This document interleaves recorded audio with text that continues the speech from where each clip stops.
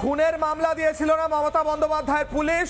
কিশলয়ের অগ্নিবাণের শুরুতেই breaking news, সনাতনীদের যারা মহিলা যাদেরকে ধরে নিয়ে যাওয়া হয়েছিল তাদেরকে জামিন দিয়েছে আদালত। অন্যদিকে যারা মহিলা তারা জামিন পেলেন। এই মুহূর্তে বিগ ব্রেকিং, মেয়েদের বেল হয়েছে। অন্যদিকে যারা পুরুষ যাদেরকে ধরে নিয়ে যাওয়া হয়েছিল 14 দিনের পুলিশ কাস্টাডি চাওয়া হয়েছিল, 2 দিনের পুলিশ কাস্টাডি দিয়েছে আদালত। এক প্রকার সনাতনীদের পক্ষে এই রায়, কারণ মমতা বন্দ্যোপাধ্যায়ের পুলিশ চেয়েছিল এদের সকলকে জেলে পুরে রাখতে খুনের মামলা দিয়ে। কিন্তু কিশলয়ের অগ্নিবাণে এই মুহূর্তে ব্রেক করছি, সনাতনীদের বড় জয়। সমস্ত মহিলা 19 জনের মধ্যে যতজন মহিলা তাদেরকে বেল দিয়েছে আদালত। অন্যদিকে যারা পুরুষ তাদেরকে মাত্র 2 দিনের পুলিশ কাস্টাডি দেওয়া হয়েছে। সরাসরি যাব ইন্দ্রাশিসের কাছে। ইন্দ্রাশিস, কিশলয়ের অগ্নিবাণের দর্শকদের জানাও, সনাতনীদের বিরুদ্ধে যে চক্রান্ত করছিল মমতার পুলিশ, এক প্রকার সনাতনীদের জয় হলো। মহিলারা বেল পেয়েছে, পুরুষদের মাত্র 2 দিনের পিসি। ইন্দ্রাশিস,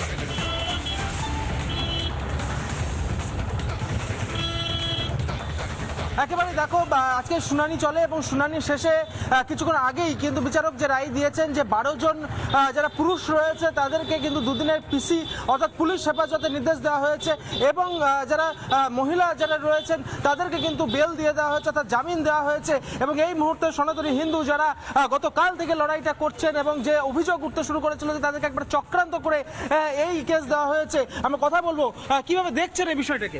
এটা দেখছি একদম দ্বিচারিতা, কারণ একই কেসে একই ইয়েতে 2 রকম রায়, আমরা এটাকে মেনে নিতে পারছি না।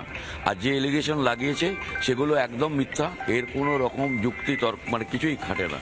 তা আমি মহামান্য আদালতের কাছে মানে এতটা এরকমভাবে আশা করিনি। আমি তো এটাকে বলবো আমাদের একটা সনাতনী ধর্মের কাছে একটা কালো দিন। আপনাদের কি চক্রান্ত করে এইভাবে কেস দেওয়া হয়েছে? কি বলছেন? আমার মনে হয় যে আমাদের মেয়েদেরকে এবং বাবাদেরকে যাদেরকে আটকে রেখেছে, এটা তো ওরা কোনো অস্ত্রশস্ত্র নিয়ে কালকে মিটিং মিছিল করেনি, ওরা খালি হাতেই করেছে মিটিং মিছিল। কারণ এই লড়াইটা কিন্তু আমাদের রাজ্য সরকারের লড়াই তো নয়, এই লড়াইটা হচ্ছে যে বাংলাদেশে আমাদের এক সনাতনী ভাইকে কি হারে তারা ঝুলিয়ে মেরে আগুন দিয়ে পুড়ানো হচ্ছে। সেই কারণেই আমাদের কালকে ভাইরা মায়েরা সবাই মিলে একটা মিছিল করেছিল। এবারে এইভাবে যে এরা মার খাবে এরা কিন্তু জানতো না, সেইভাবে এদেরকে ঘিরে এইভাবে মারা হয়েছে।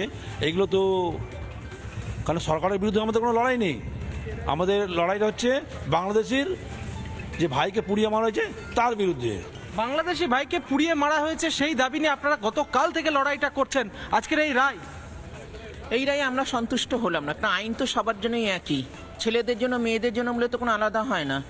মেয়েরা হয়ে যাচ্ছে, ছেলেরা থাকছে। একেবারে সনাতনীরা প্রশ্ন করছেন কেন পুরুষদের 2 দিনেরও পুলিশ কাস্টাডি কেন দেওয়া হবে, এই প্রশ্ন করা হচ্ছে।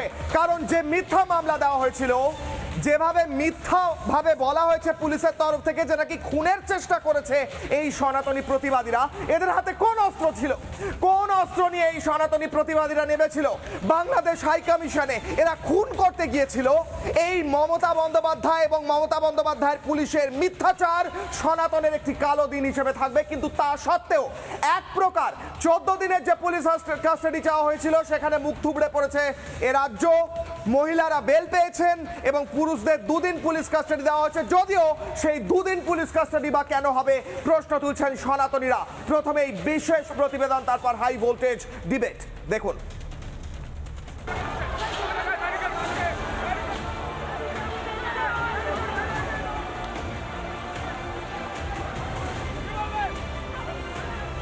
চার্জ করেছে কারণ আমি ভারত ভূখণ্ডে দাঁড়িয়ে বাংলাদেশের জিহাদিদের প্রতিবাদ করেছিলাম।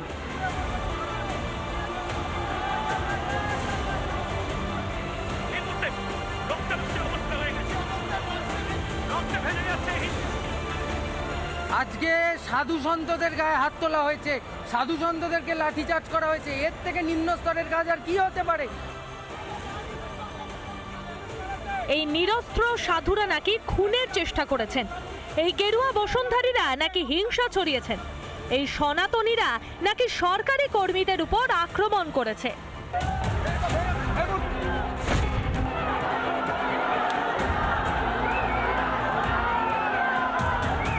দেখো আরে পেসমেকার লাগানো 74 বছরের লোক, সে কি খুন করতে এসছে? রাগে ফুঁসছেন সনাতনীরা। জামিন অযোগ্য ধারায় শুধু কারাবন্দী করে রাখাই নয়, শুনুন থানায় এদের ভয়ঙ্কর অভিজ্ঞতার কথা। আমরা কিছু জন্য বের করতে চাইছিল, রাত্রি 1:30টায় মেয়েদেরকে বের করতে চাইছিল। আমরা প্রোটেস্ট করেছি, এটা বাংলাদেশ হয়ে গেছে। পুলিশ আমাদের চক্রান্ত করে জেলে ভরেছে, জেলের মধ্যে আমাদেরকে অস্বাস্থ্যকর পরিবেশে রাখা হয়েছে।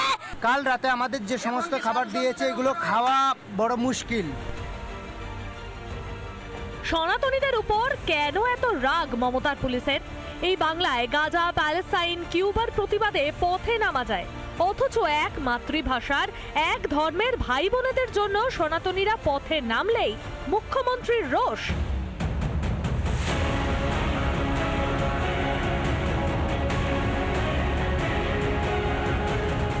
মমতা ব্যানার্জিকে অ্যারেস্ট করে দেখাক। মমতা ব্যানার্জি যদি হিন্দু হতো তাহলে এই হিন্দু মহিলাদেরকে এইভাবে অ্যারেস্ট করে অ্যাটেম্পট টু মার্ডারে কেস দিতে পারতো না।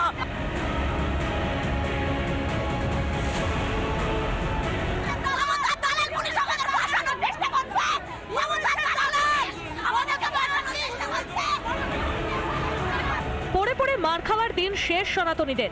বিশ্বের যে প্রান্তেই সনাতনীরা আক্রান্ত হন না কেন, বাংলার সনাতনীরা সোচ্চারে বলছেন তারা এভাবেই গর্জে উঠবেন, মমতার পুলিশের লাঠির নামক বা জলকামান।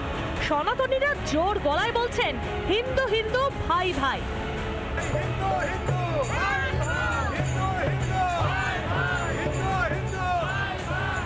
হিন্দু হিন্দু ভাই ভাই অত্যাচারীর ঠাঁই নাই। শুনতে পাচ্ছেন মমতা বন্দ্যোপাধ্যায়, দেখতে পাচ্ছেন সনাতনীরা এক কাট্টা হচ্ছেন। হরগোবিন্দ চন্দন দাসের পরিণতি চোখে আঙ্গুল দিয়ে দেখিয়ে দিয়েছে জোট বাঁধার প্রয়োজনীয়তা। জাফরাবাদ শিখিয়েছে নিজ ভূমে মাথা উঁচু করে নির্ভয় বাঁচতে সনাতনীদের জোটবদ্ধ হওয়া কতটা জরুরি। ভোট রাজনীতির অনুষঙ্গ হিসেবে সনাতনীরা এভাবে দাম আর দেবেন না। সনাতন বিরোধিতার দাম চোকাতে হবে এবার। রিপাবলিক বাংলা। দ্বিচারিতাটা কোন পর্যায়ে নিয়ে গেছেন মমতা বন্দ্যোপাধ্যায় ভাবুন। তার পুলিশ মামলা দিচ্ছে যে এই সনাতনী ভাইরা যারা গেছিল তারা নাকি সেখানে খুন করার চেষ্টা করেছে। কাকে খুন করার চেষ্টা করেছে? মোহাম্মদ ইউনুসকে খুন করার চেষ্টা করেছে। এদের হাতে অস্ত্র ছিল। যেভাবে প্রতিবেদনের একদম শেষে দেখালাম, একজন বয়স্ক মানুষকে, একজন বয়স্ক ভদ্রলোককে পুলিশ পেটাচ্ছে, শুধু নয় লাথি মারছে, পা দিয়ে লাথি মারছে। এই নির্লজ্জ অপদার্থ মমতার পুলিশকে তীব্র ধিক্কার জানাই বাংলার একজন সনাতন হিসেবে, একজন মানুষ হিসেবে, যেখানে চোখের সামনে দেখতে হয় যে বাংলাদেশে একজন হিন্দু খুনের প্রতিবাদ এ রাজ্যে করতে গেলে এ রাজ্যে পুলিশ মেরে পিটিয়ে সাধুদের রক্তাক্ত করে দেয়। এই রাজ্যে থাকতে আজ লজ্জা করছে, এই শাসনের অধীনে থাকতে আজ লজ্জা করছে। কিশলয়ের অগ্নিবাণের প্রথম প্রশ্ন, প্রথম অগ্নিবাণ, যেখান থেকে আজকে হাই ভোল্টেজ ডিবেটে যাব। প্রথম প্রশ্ন, প্রথম অগ্নিবাণ। জোট বাঁধছে, সনাতন জাগছে, দেখতে পাচ্ছেন মমতা বন্দ্যোপাধ্যায় কি দেখতে পাচ্ছেন যে সনাতনকে আজ পিটিয়েছে? গতকাল পিটিয়েছেন তো, কি ভেবেছিলেন গতকাল পেটালে আজকে কেউ রাস্তায় বেরোবে না?